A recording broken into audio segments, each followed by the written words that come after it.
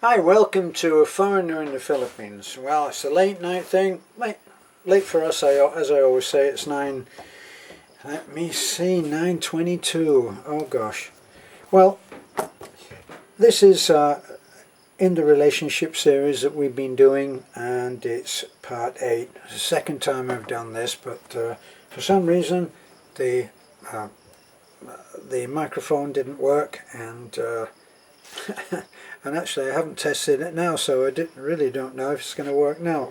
But anyway, I wanted to go over a situation that might well face anyone who is coming over here to marry a Filipina, and that is if your Filipina already has children, a child or more children, and what do you do on that? Where do you stand?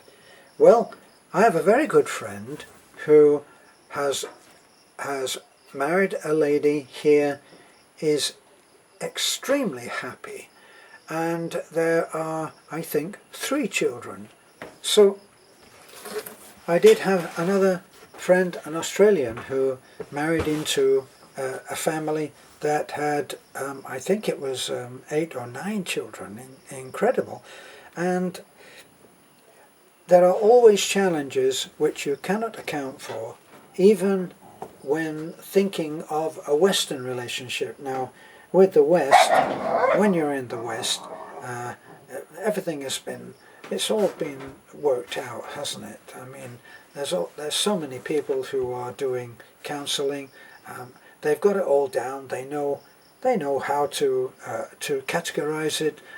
There are toxic children. There are toxic families. These are families that really don't fit in with your way of thinking, and children that don't think like you do either, like saying things like, "You're not my dad." Well, you won't get that with Filipinos because they won't tend to do that, but their behavior will be saying exactly the same thing. Now, why will you have difficulty? Well, let's assume that you come in, and let's take the easy way out and say it's 1 child. Well, 2 things that really could happen there, couldn't they? You might land very lucky and have a child that is so young that you become the only father that they've ever known. That happened to me in my first marriage with a Filipina. Not quite so young that he didn't know anyone else, but it turned out that I was the only father that he ever really knew, and for the years that I was with him, it formed a bond which is still there today, and he still calls me Dad. Well, is it an easy thing? For some people who are already extremely patient, it will be quite easy, and they may luck out and find a child within the relationship they're having who is really looking forward to having a dad. Now, anyone who's seen the videos that we have, you'll always see 2 children in particular. Actually, it's 3 now, because we have Batjoy. But this is all within the compound, our little circle of houses, which form our tiny family, extended family community.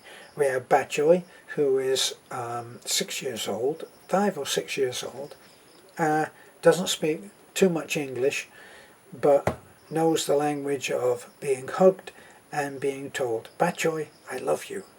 And his response is, "I love you too, Daddy Terence." And I feel very good about that. And there are 2 other children. One is Taliklik, who is 12, and there is Bibi. Now, Bibi's father is working away in, I think, either Kuwait or Qatar. Won't actually be home for another 4 years. And when I tell Bibi, I hug Bibi and tell her that I love her. I say, "I love you, Bibi," and she says, and she too says, I love you too, Daddy Terence, and so does Taliklik, if I'm lucky.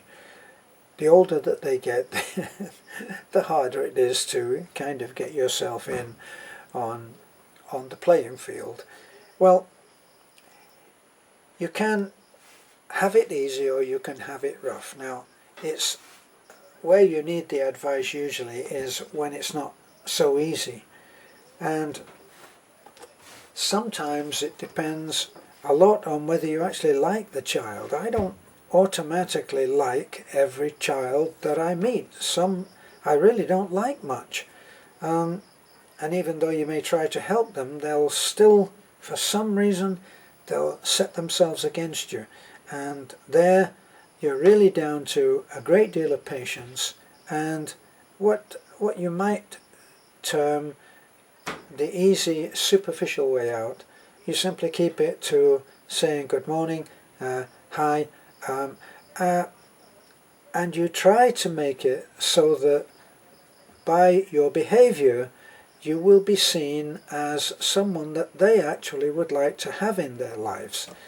The other thing that you can do, which I have found works in some cases and doesn't work in others, is that you can make it so that the difference between you being in their life and not being in their life is so great in a negative way that they will come around and realize, well, hey, it's more fun when I'm in on everything that this guy does, and so I'm going to start trying to get along. Maybe that's not the way that they would describe it to themselves, but that's actually what's happening. So how did I do when I was a single parent and I was having a difficult time?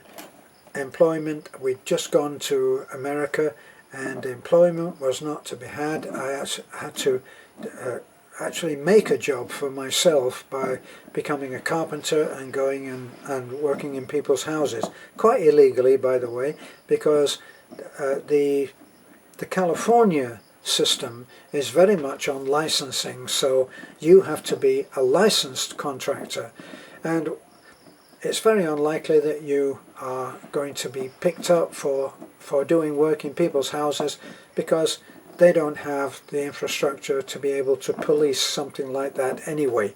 But what it means is that if you get an unethical customer, they can just say, I'm not going to pay you. I don't think your work was some other trumped up thing like that, an excuse. And they can just not pay. I had a situation once where I did a number of jobs in the house of a daughter, the daughter of a attorney.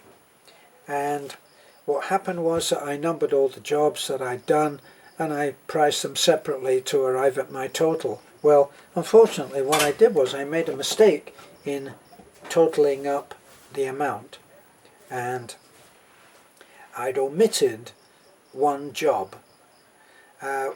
When I realized that I'd been paid, and when I got home I'm looking over the receipt and everything, and I realized what had happened. So I went along there and I spoke to them, and at the time the attorney father was there, and it didn't go well. My taking along my kid and showing that in fact I was a single parent and having my own struggles without missing out on part of the job. And I said, look, you can see that I've itemized everything and given the price of each different job. So it's easy to see that I simply made a mistake in totting up the total. Well, they went along with that only to how far it suited them. And the attorney father said, well, yeah, I see that what you've done. Well, what I'm going to do is I'm going to pay you this. And as I was an unlicensed contractor, I had no choice but to accept it.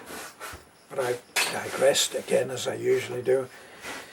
Why would I talk about my time as a single parent there? Well, as a single parent, and I'm not sure how this would translate no pun intended, to being in the Philippines, where you literally have to translate everything that you think into another language, probably via a wife that may or may not think that you're being too hard on the child. But what we used to do back in California, if I had a disagreement and felt that my boy had behaved badly, the light way of doing it, if it wasn't a very big, if it was only just a misdemeanor, then I would say to him, look, I want you to look up these words, and I would give him a series of words like responsibility and fairness and being selfish, words that I would feel that were something to do at the center of what was wrong between us. And he would look up those words, and then he would come back and he would show me by his examples of how he would use that word in another situation, whether he had understood what I was trying to say. And then usually that helped to solve the problem. He would know what I had tried to get over to him. Once he had, give you an example, he had thrown, in a fit of temper, he threw a drill down the stairs, a drill that I needed for my work, and I could ill afford to have damaged because I wouldn't be able to afford to repair it. Well, it was okay in the end, but he didn't want to go into school with my neighbour. He wanted me to take him, and he said, I'm not going and you can't make me. Okay, short of thrashing the living daylight out of a kid like that, what can you do? I sent the neighbour on his way, and I took my boy, in to school, and I said to him, this is a really serious thing that you have done. You said no to your father, and I want you to do something. I want you to go into school. And he was in a school where there was a lot of Hispanic children, Mexican kids, and they can have a very strict upbringing. I said, I want you to ask your friends what would happen to them if they refused to do what their father said. If they said, no, and you can't make me, to their father. Ask them what would happen to them. I said, because I think that you feel badly done to, don't you? And he said, yes, I do.